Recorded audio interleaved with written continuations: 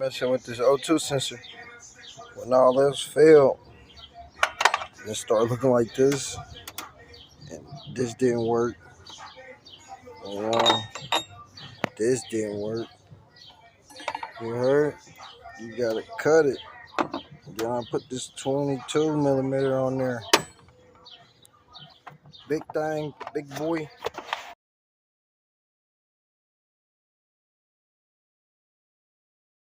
Something. Turned it. You heard? It's gonna come off. Spray it too. And get them O2 sensors off.